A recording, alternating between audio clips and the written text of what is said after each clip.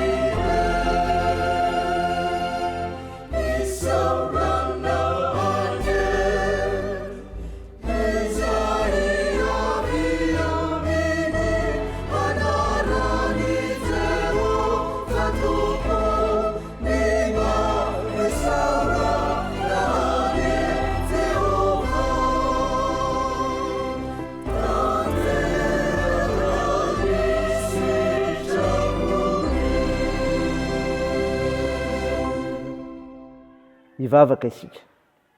Andriamanitra verina mandrakizay ianao, ary tsy mandao anay amin'ny ady hatrehana, fa mianjara toerana miavaka ao any olonao izay miara-mandeha aminao amin'ny finoana ilay Jesosy Kristy.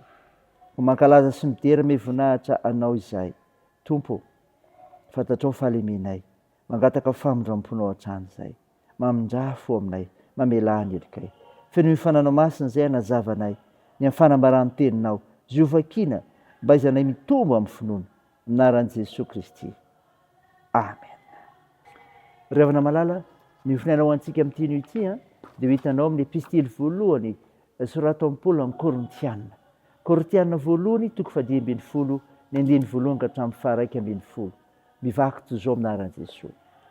Ary ampahafantariko anareo ry rahalahy ny filazantsara izay nitoriko taminareo sy noraisinareo sady iorenanareo, izay amonjenanareo koa, ara-tananareo tsara araka izay teny notoriko taminareo, raha tsy niny foana ianareo. Fa natolotra anareo ho isan'ny zavatra voalohany indrindra ilay nonraisiko dia izao: Kristy maty no ny fahotantsika araka ny soratra masina, dia nalevina ary natsangana tamin'ny andro fahatelo araka ny soratra masina. Ary seo tamin'ny Kefasy izy, dia vao tamin'ny 12 lahy koa. Rehefa afaka izany, dia seo tamin'ny rahalahy tsy omby 500 izy. Ny ankamaroan'ireny dia mbola velona mandraka ankehitriny, fa ny sasany efa nodimandry. Rehefa afaka izany, dia seo tamin'ny Jakoba izy, dia tamin'ny apôstôly rehetra, ary faran'izy rehetra izao izay toy ny tsy tonga volana azy dia mba nisehony koa. Fa izao dia ambany indrindra amin'ny apôstôly, ka tsy mendrika atao hoe apôstôly satria efa nanenjika amin'ny fiangonan'Andriamanitra aho. Fa ny fahasoavan'Andriamanitra nato izao ahy, ary tsy foana ny fahasoavana ato amiko, fa efa niasa faritra mihoatra noho izy rehetra aho, nefa tsy izao, fa ny fahasoavan'Andriamanitra niara-niasa tamiko. Koa na izao na ry zareo dia araka izany ny fitorianay, ary araka izany koa ny ninonareo. Amen. Ray masino, manamasinanay amin'ny fahamarinana, ny teninao ny fahamarinana. Amen. Ry havana malala, manonona ny fiadanan'ny tompo aminao. Raha isisaino, mijery zao fitina filazantsara zay resintsika izao ianao. Mba azonao mandray ny afatra tsara, hoentinao mivelona, hoentinao miaina.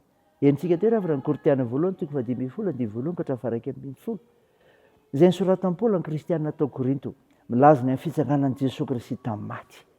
Ika fisehoany tamin'ny mpianatra. Zany ry havana. Ny fitsanganan'i Jesosy Kristy tamin'ny maty, fisehoany tamin'ny mpianatra.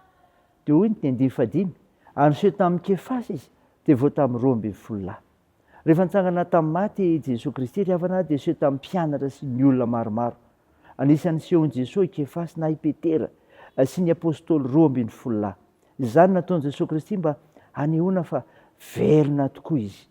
Ankehitriny anefa tsy ny fisehoan'i Jesosy Kristy amin'ny nofo ny sehoan'i Jesosy Kristy amintsika, fa amin'ny alalan'ny soratra masina.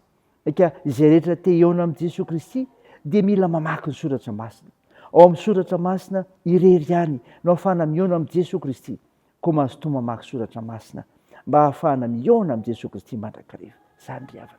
Zany nanentananao amin'ny famakiana soratra masina io, mba hiaonanao amin'i Jesosy Kristy isan'andro. Rehefa tsy mamaky izany ianao dia tsy mahita azy, tsy miaona aminy, mety mandeha fotsiny amin'ny teninao. Ka dia izao enoy tenin'Andriamanitra miaona amin'i Jesosy Kristy ianao rehefa mamaky izany.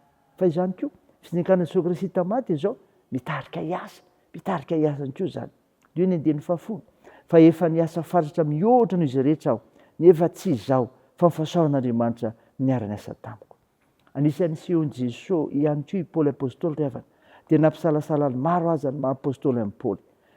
Manambara kosa izy fa izy dia apôstôly satria isan'ny sehon'i Jesosy Kristy. Koa satria apôstôly izy dia niasa mafy tamin'ny fitorinan'i Jesosy Kristy. Arak'izany, ny olona miaona tamin'i Jesosy Kristy tao amin'ny soratra masina dia tsy maintsy miasa ho an'i Jesosy Kristy. Eny, miasa mihoatra noho ny hafa azy. Arakaraka tombonin'ny olona amin'ny famakinan'ny soratra masina izay midika ho fiainana amin'i Kristy no manosika azy hiasa mafy kokoa ho azy. Zao ry havana no afatra anao, miasa ho an'ny tompo fa fahasoavany izany. Zany ry havana, ny amin'ny fitsanganan'i Jesosy tamin'ny maty io, ny amin'ny finoanao izany, ny sehoany taminao, tamin'ny alalan'ny teny izy omeny anao, hitarinanao hiasa tsara koa ny amin'izany fisehoany izany, sehoany voninahitra Andriamanitra. Amen. Andeha hivavaka isika. Tompo, misaotra noho ny mofinaina nomenao anay izay milaza ny amin'ny fitsanganan'i Jesosy Kristy tamin'ny maty, ho fisehoany tamin'ny mpianatra sy ny hitariany hiasa ny amin'izany fitorinan'i Jesosy izany. Mivavaka aminao izay Jesosy, ny tahianao anay tsiraray mahafantatra izany.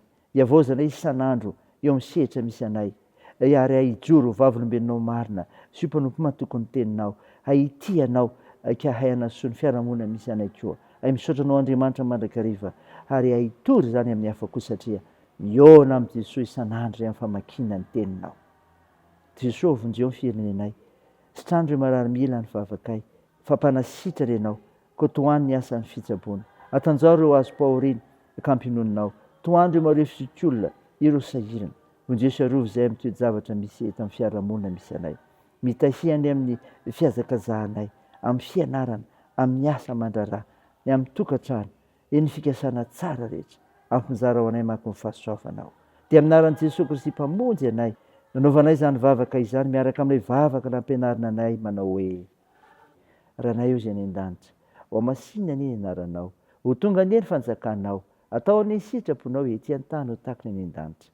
Mioina an'io izy anona sahaza ao anay, ary mamela ny elokay tahaka ny namelanay izay meloka taminay, ary aza mitondra anay amin'ny fakam-panahy, fa manafahanay amin'ny ratsy, fanao ny fanjakana sy ny hery ary ny voninahitra mandrakizay. Amen. Ho tanteraka aminao ny itsodrana tolotra anaran'i Jesosy Kristy.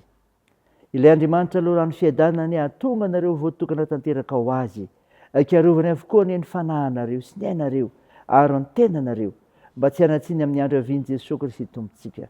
Mitana ny tokony meny Andriamanitra izay niantso anareo ka ho efainy izany. Amen. Dia ho an'Andriamanitra ireny ny voninahitra amin'ny anaran'ny Ray sy ny Zanaka ary ny fanahy masina. Amen.